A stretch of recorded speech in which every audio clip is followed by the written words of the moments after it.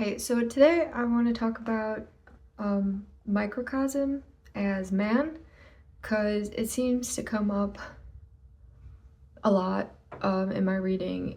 I believe it was first spoke about in the pre-Socratic era. Supposedly Hippocrates was the first one to bring it up. I tried to find something like that online. I couldn't find anything online. I just found it. I just read it in my Paracelsus book.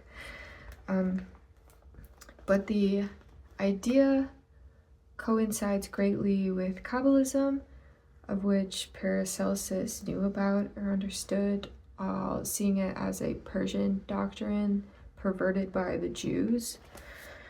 Like a brief explanation of Kabbalism. Reading out of my Paracelsus book. The cosmos of the Kabbalah is one of graded divine emanations in which the whole of nature is spiritualized, penetrated by divine impulses, a nature divin se. Such a divinized nature well describes the world of Paracelsus. The Kabbalist visualizes the world as a human figure, original man, or heavenly Adam. It was he who formed earthly Adam. The latter, even after the fall, remained a microcosm whose every member corresponds to a constituent part of the visible universe. These are comparable to the stars, while his skin corresponds to the sky, indicating secret things and profound mysteries. So, as I said, Hippocrates talks about microcosm. Pythagoras talks about microcosm a lot. In this book, it said something along the lines of a term, Asclepiad, which when I looked that up is a man. Hippocrates on the I'll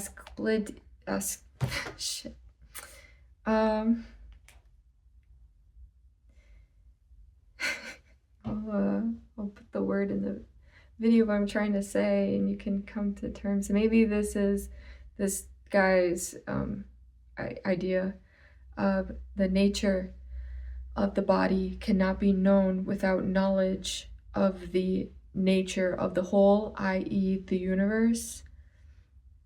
This, Plato infers, is even more true of understanding the soul. In other words, body and soul were regarded as integral parts of the cosmos, its matter and its spirit respectively.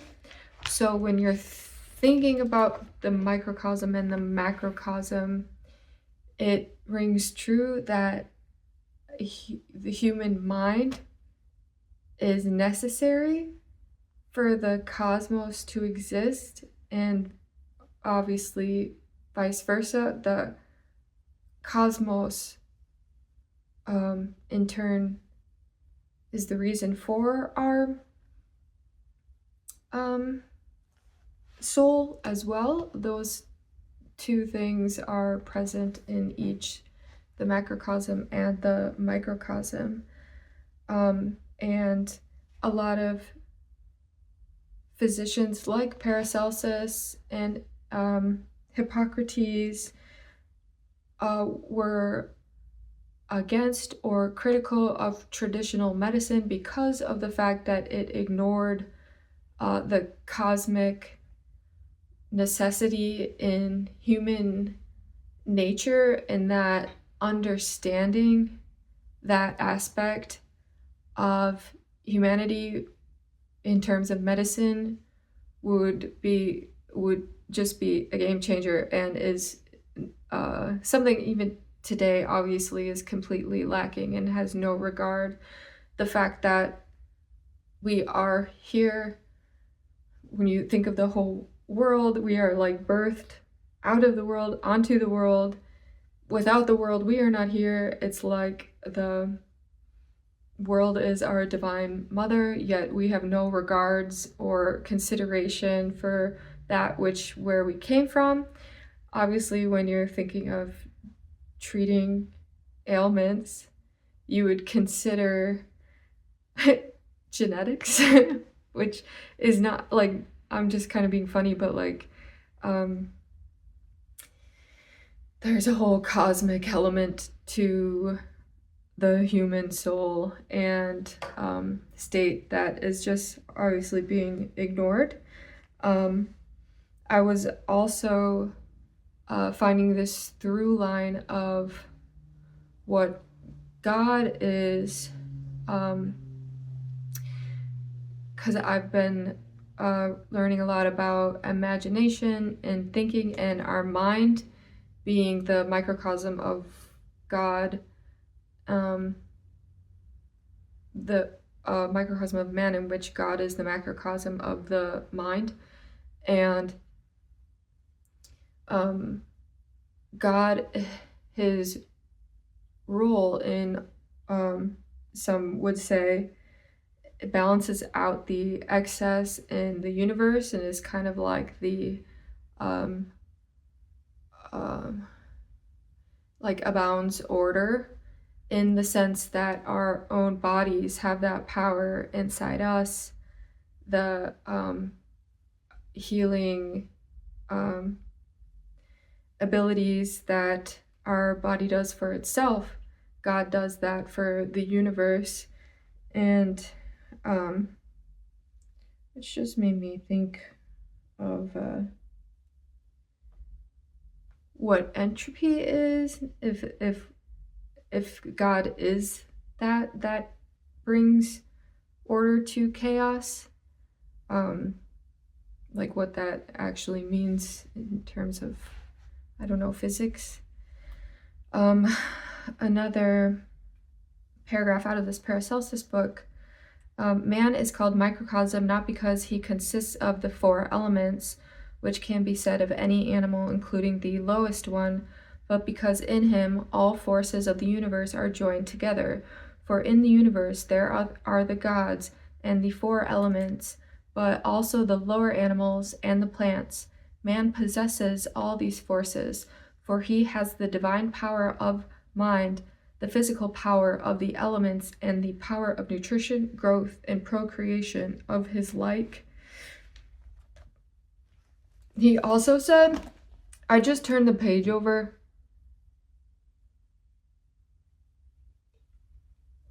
and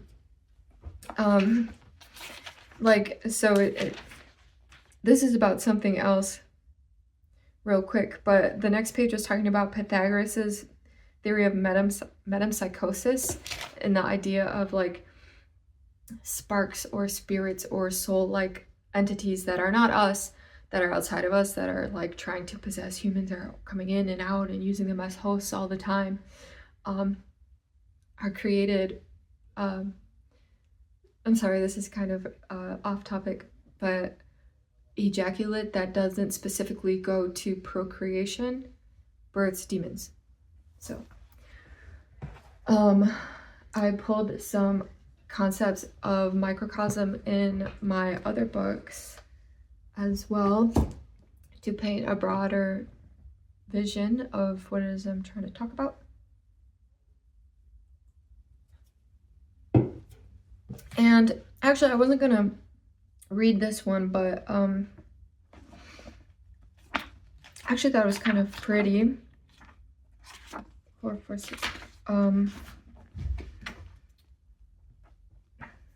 Sorry, I didn't have it marked off, but let me find it real quick.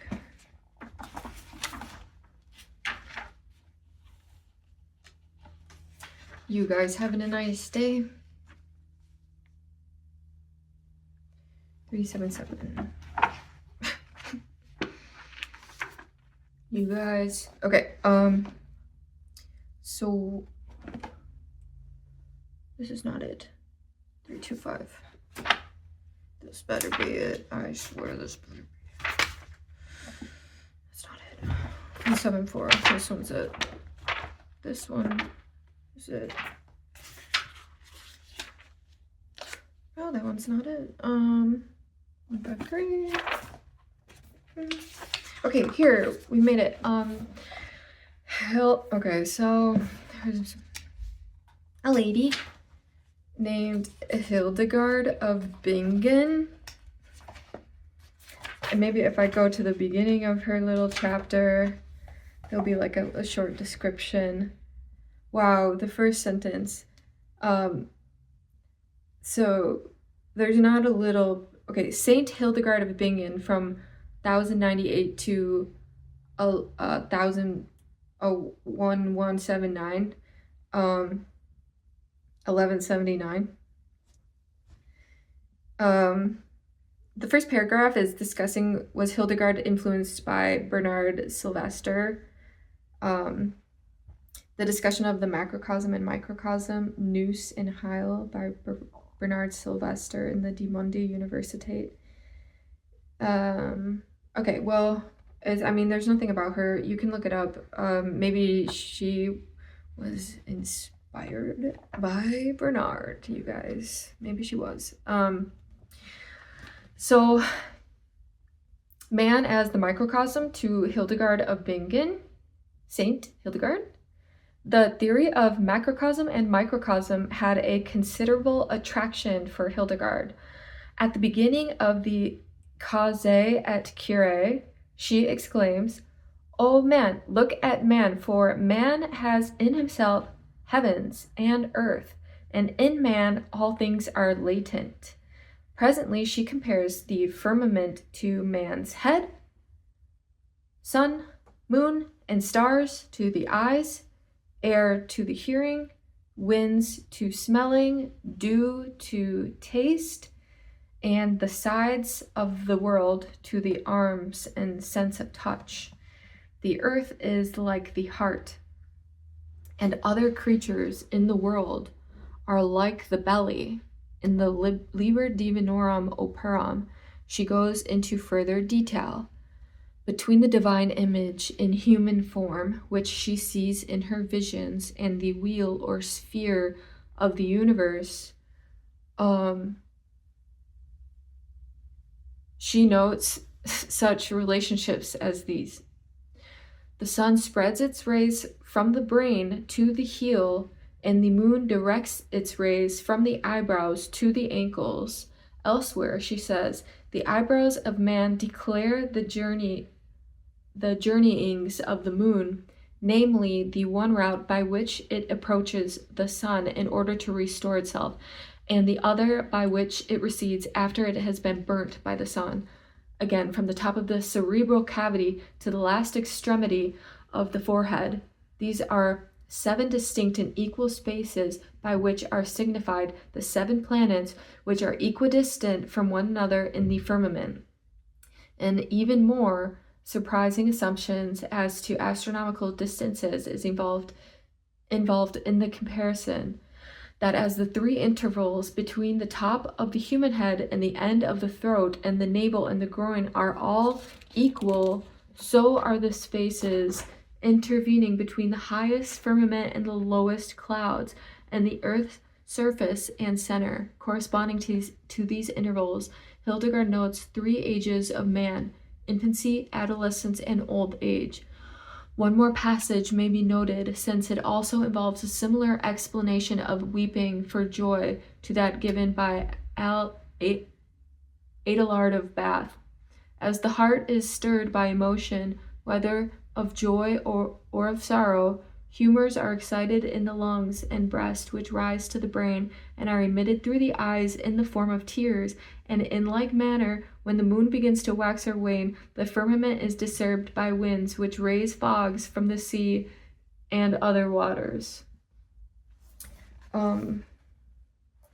Just kind of pretty.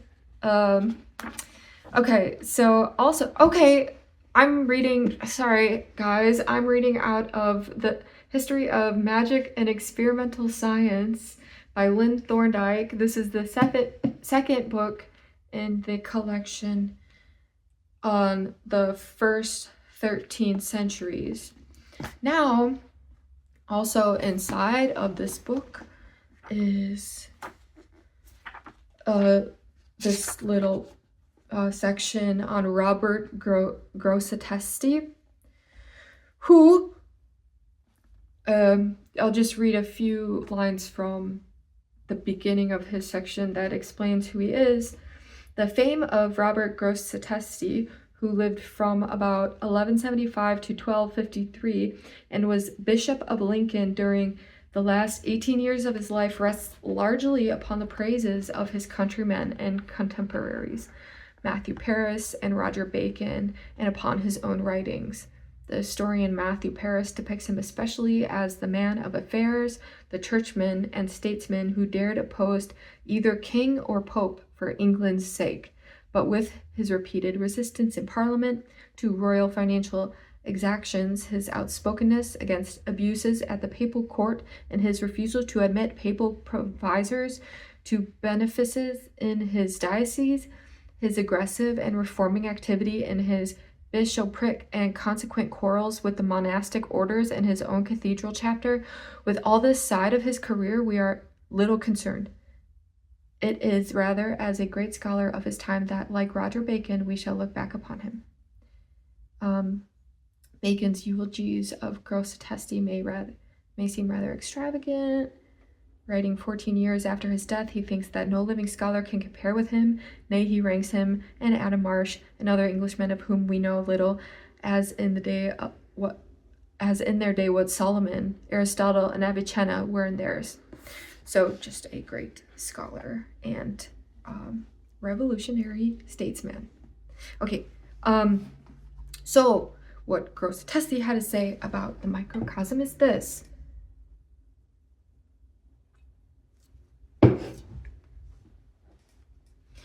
Like most of our Christian authors, exempts man in part by virtue of his free will and rational soul from the control of the stars. One of his brief fragments is entitled That Man is a Microcosm, quod homo sit minor mundus, that is, a replica of the surrounding universe. One of his arguments for the finiteness of this world and of the stars is that all things are made for man, and that when he no longer requires the processes of generation and corruption which the movements of the heavens cause, the heaven itself will cease to move and time will be no more. In a treatise on freedom of the will, he follows Augustine in The City of God, in affirming that the rational soul is sublimer than the stars, and in denying that all our actions, which seem to be freely willed by us, are predictable from the constellations, and that fate prevails as a necessity in all inferiors from the motion of the stars. He admits, however, that the human body is subject to two forces. As part of the world of cause, it is changed in many ways by the movements of the stars, but it also is subject to the control of the mind, especially in voluntary actions. So yeah, I mean, like when you're considering how something like astrology could be ever true, it could only be true in the sense that the planets are there for us, and we are in a finite sphere in which the planets and humans are in some kind of interplay relationship, for there to be a infinite realm of many galaxies and all things. It would not make any sense whatsoever that astrology would have any sort of basis in reality, in which I believe that there have been enough studies to show that there are some correlations based on planets and personality, planets and occupations, planets and some physical traits, planet placement in zodiacal natal charts specifically. So yes, I'm going to read more about that. Maybe I'll read that guy's whole thing because I really liked what he had to say. He was a great statesman.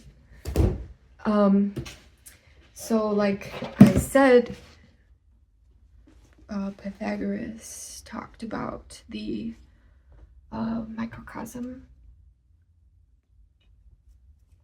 Sorry guys, just drinking my Jesuit drink over here, yerba mate.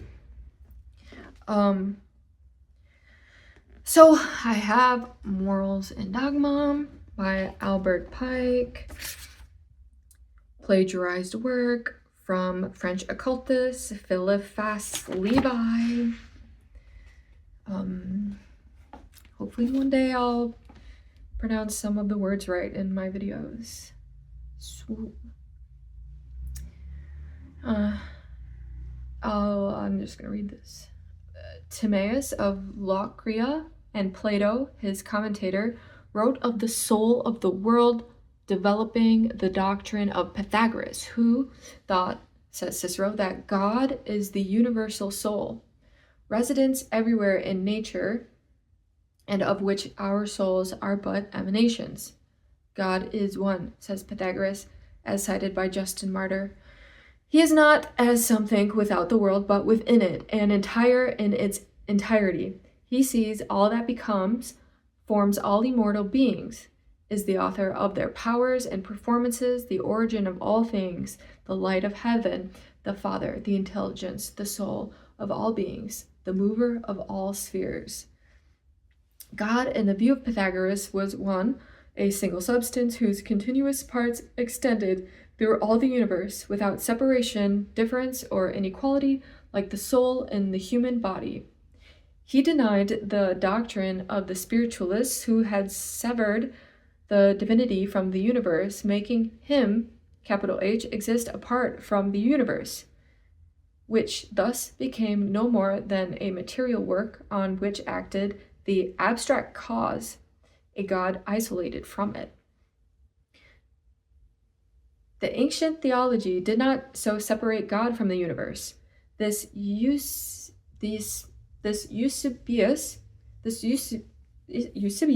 attests in saying that but a small number of wise men like Moses had sought for God or the cause of all outside of the all, while the philosophers of Egypt and Phoenicia, real authors of all the old cosmogonies, had placed the supreme cause in the universe itself and in its parts, so that, in their view, the world and all its parts are in God. The world or universe was thus compared to man, the principle of life that moves it, to that which moves man, the soul of the world to that of man. Therefore, Pythagoras called man a microcosm, or little world, as possessing in miniature all the qualities found on a great scale in the universe, by his reason and intelligence partaking of the divine nature, and by his faculty of changing elements into other substances, of growing and reproducing himself, partaking of elementary nature. Thus he made the universe a great intelligent being, like man, an immense deity having in itself what man has in himself, movement, life, and intelligence, and besides, a perpetuity of existence, which man has not, and as having in itself perpetuity of movement and life, therefore the supreme cause of all. Everywhere extended this universal soul does not, in the view of Pythagoras, act everywhere equally nor in the same manner. The highest portion of the universe, being as it were its head, seemed to him its principal seat, and there was the guiding power of the rest of the world. In the 7 concentric spheres is resident in eternal order, fruit of the intelligence, the universal soul that moves by a constant and regular progression, the immortal bodies that form the harmonious systems of the heavens, which kind of rings back to Hildegard discussing the firmaments and these 7 planets at the time.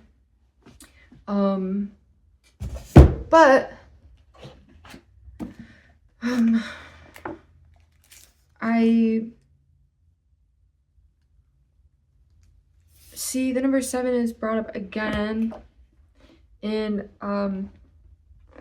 this second book, Anthropogenesis, The Secret Doctrine by Helena Blavatsky, who, like Albert Pike, is she was like a bad person, but she, I don't know, I think she was used, and people spoke through her, and she wasn't necessarily the progenitor of all of this information. But in here it reads, the early Gnostics claimed that their science, the gnosis, rested on a square, the angles of which represented respectively sige, or silence, bethos, or depth, nous, spiritual soul or mind, and aletheia, truth. It is they who were the first to introduce and reveal to the world, the early Gnostics. This is, by the way, this is under the chapter, The Cross and the Pythagorean Decade. Okay, we're talking about the Gnostics right now. And what gnosis rested on. It is they who were the first to introduce and reveal to the world that which had remained concealed for ages, namely the Tau, T-A-U, in the shape of a Procrustean bed, and Christos as incarnating in Chrestos, Chrestos. He who became, for certain purposes, a willing candidate for a series of tortures, mental and physical. For them, the whole of the universe, metaphysical and material, was contained within and could be expressed and described by the digits of number 10, the Pythagorean decade. This decade, representing the universe and its evolution out of silence and the unknown depths of the spiritual soul, or anima mundi, presented two sides or aspects to the student. It could be, and was at first so used and applied to the macrocosm, after which it descended to the microcosm, or man. There was then the purely intellectual and metaphysical, or the inner science, and the as purely materialistic or surface science, both of which could be expounded by and contained in the decade. It could be studied in short from the universals of Plato and the inductive method of Aristotle. The former started from a divine comprehension when the plurality proceeded from unity, or the digits of the decade appeared, but to be finally reabsorbed, lost in an infinite circle. The latter depended on sensuous perception alone, when the decade could be regarded either as the unity that multiplies or matter which differentiates, its study being limited to the plane surface, to the cross, or the 7, which proceeds from the 10, or the perfect number, on earth as in heaven. This dual system was brought together with the decade by Pythagoras from India. That it was that of the Brahmins, and Iranians, as they are called by the ancient Greek philosophers, is warranted to us by the whole range of Sanskrit literature, such as the Puranas and the laws of Manu.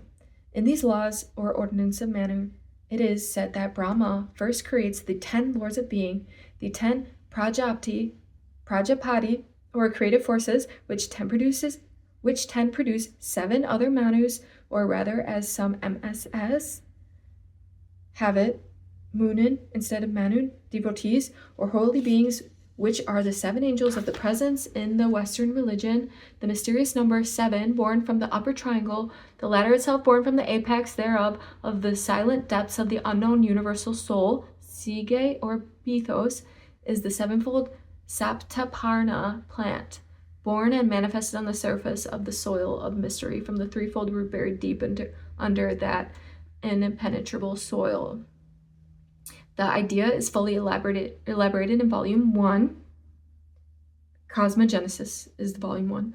Primordial substance and divine thought, which the reader has to notice carefully if he would grasp the metaphysical idea involved in the above symbol of a triangle. In man, as in nature, it is according to the cis-Himalayan esoteric philosophy, which is that of the original Manu cosmogony, the septenary division that is intended by nature itself. The 7th principle, Purusha, alone is the divine self strictly speaking, for as said in Manu, he, Brahma, having pervaded the subtle parts of those 6 of unmeasured brightness, created or called them forth to self-consciousness, or the consciousness of that one self. Of these 6, 5 elements are called the atomic destructible elements. They are described in the above named selection.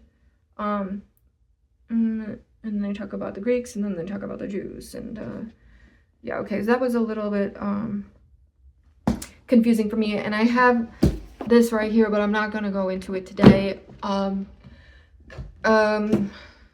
But I am going to keep reading about the microcosm, basically. Okay, so that's just a few little things on man as microcosm as it relates to the microcosm and the cosmos and the human soul and the soul of God and the entire world that we live in and is inside of us.